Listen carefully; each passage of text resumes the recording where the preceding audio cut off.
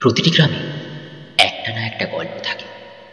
কোথাও শ্মশান ঘাটে, কোথাও পুকুর ঘাটে, কিন্তু আজকের গল্পটা এক পুরনো বাড়ির ছাদে, যেখানে প্রতি পূর্ণিমায় রাতে দেখা যায় লাল শাড়ি পরা এক মহিলা। আজকের গল্পের নাম ছাদে লাল শাড়ি। অর্ণব ও তার বন্ধু রোহিত শহর থেকে বেড়াতে গিয়েছিল রোহিতের মামার গ্রামে, হাওড়ার এক পুরনো এলাকা, নাম ফুলেশ্বরপুর। বাড়িটা বিশাল পুরনো ধাঁচের, কাঠের জানালা আর টালির ছাদ। রাতে মামা বললেন, বাবা ছাদে যেও না রাতে, হাওয়া খুব লাগে। কিন্তু তার চোখে যেন অন্য কিছু লুকানো ছিল। অর্ণব হাসতে হাসতে বলল, ছাদে গেলে ভূত দেখবো নাকি মামা?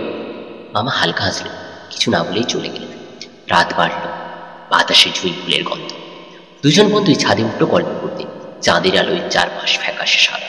ঠিক তখনই রোহিত বলল, ওই দেখ, ছাদের কোণে কিছু ঝুলছে। অর্ণব তাকিয়ে দেখল একটা লাল কাপড় বাতাসে উঠছে, কিন্তু সেটা কাপড় নয়, একটা লাল শাড়ি। আর শাড়িটার নিচে দেখা যাচ্ছে কারো ছায়া। ওরা চুপ করে তাকিয়ে রইল। বাতাস নেই, কিন্তু শাড়িটা নিচে থেকেই নড়ছে। রোহিত বলল, চলো নিচে নামি। অর্ণব হেসে বলল, চুপ কর, দেখি তোকে। সে টর্চ জ্বালাতেই দেখল একজন মহিলা দাঁড়িয়ে আছে, মুখ ঢাকা, চুল এলোমেলো, লাল শাড়ির আঁচল মাটিতে পড়ে আছে। ওর পা মাটিতে নেই, যেন ভেসে আছে। অর্ণবের গলা শুকিয়ে। মেয়েটি ধীরে ধীরে ঘুরে তাকালো, চোখ লাল, মুখে দাগ, ঠোঁটে রক্ত।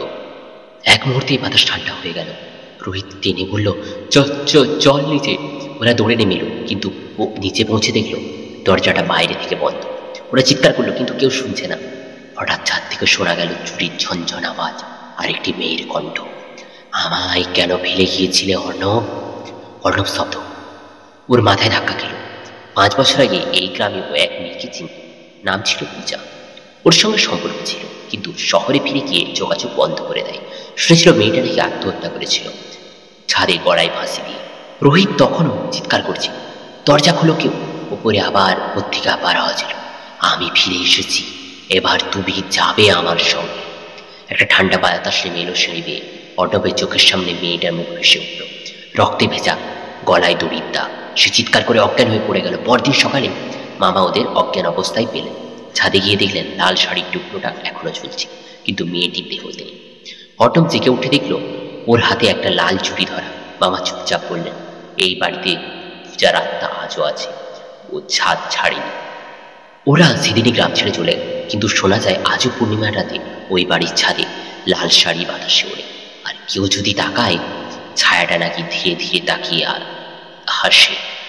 যদি কখনো রাতে লাল ছাদে লাল কাপড় ঝুলতে দেখো, তবে কাছে যেও না, কারণ সে থাকতে পারে।